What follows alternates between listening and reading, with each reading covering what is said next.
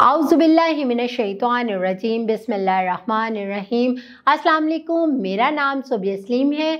आज मैं आपको गौहर पब्लिशर की जानिब से खुशामदीद कहती हूँ। हमारा मोटो है redefining the geography of education through digital resources for conceptual learning.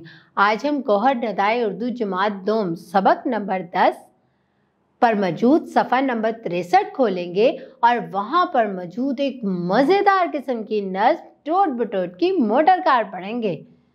आपको पता है टोट बटोट की मोटर कार कितनी मज़े की नज़्म है?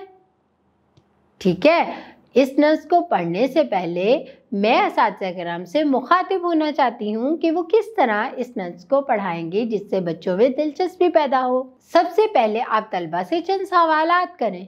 तलबा से पूछें, जल्दी से हाथ खड़ा करें, किस किस के पास मोटर कार है? आपके पास मोटर कार वाला खिलौना है ना? सब लोग खड़े करेंगे और आप उनके जवाब वसूल करें और उनकी हौसला अफजाई करते हुए उनको बताएं कि आपको पता है मोटर कार कैसी होती है। बहुत से तलबा आपको बता देंगे और बहुत से तलबा आपको नहीं जवाब दे सकेंगे। आपने उनकी हौसला अफजाई करनी है और उनको बताना है मोटर कार के कितने पहिए होते हैं? 4 पहिए होते हैं। ठीक है, और उनको आपने बताना है कि मोटर कार के ज़रिए हम एक जगह से दूसरी जगह पर आसानी से जा सकते हैं।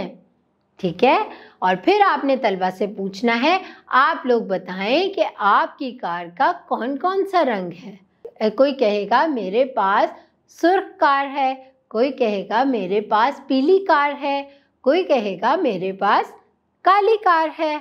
सब लोग मुख्तलिफ जवाबात देंगे।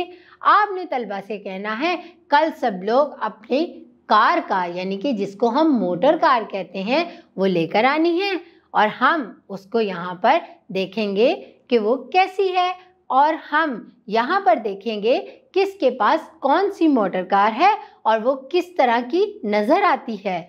ठीक है, इसके साथ साथ आप तलबा को बताएं, अब हम टोट बटोट की मोटर कार के बारे में जानते हैं।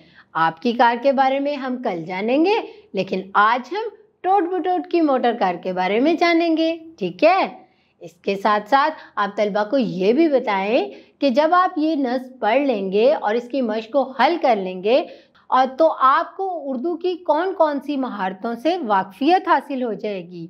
फिर आप बताएं तलबा को कि जब आप ये नज़्म पढ़ लेंगे, आहंग और लय के हवाले से सादा मिसरे, अशार और नज़में सुनकर दिलचस्पी लेते हुए लुत्फ़ उठा सकेंगे। नज़्म नसर पढ़कर सवालात के ज़ुबानी जवाब दे सकेंगे। 21 से 30 तक गिनती उर्दू हिंसों और लफ्ज़ों में लिख सकेंगे। तकरीर में जुमलों की अदायगी, तलफ़्फ़ुज़, रवानी, लबो लहजा का ख्याल रख सकेंगे। तस्वीर या खाका देखकर कम से कम 5 जुमले लिख सकेंगे। मुज़क्कर और मुअन्नस अस्मा की आम जमा बना सकेंगे। जुमलों में रमूज़े औकाफ, सवालिया, खत्मा, सक्ता और वक्फ़ा का दुरुस्त इस्तेमाल कर सकेंगे। ठीक है, आपने तलबा को तकरीर के अंदाज, लबो लहजा, तलफ़्फ़ुज़ का ख्याल रखने के लिए तकरीर की रिकॉर्डिंग क्लास में सुनवानी है। ठीक है, ताकि उनको पता चले कि तकरीर किस अंदाज से की जाती है। मुझे यकीन है कि अब तक आपको जो मैंने इस नज़्म के बारे में बताया है वो आपको बहुत अच्छी तरह से समझ आ गई होगी और आप इसका इस्तेमाल अपने लेक्चर में ज़रूर करेंगे।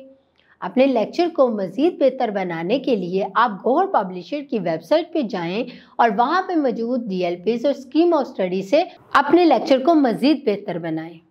अपना बहुत सारा ख्याल रखें। अल्लाह हाफिज़।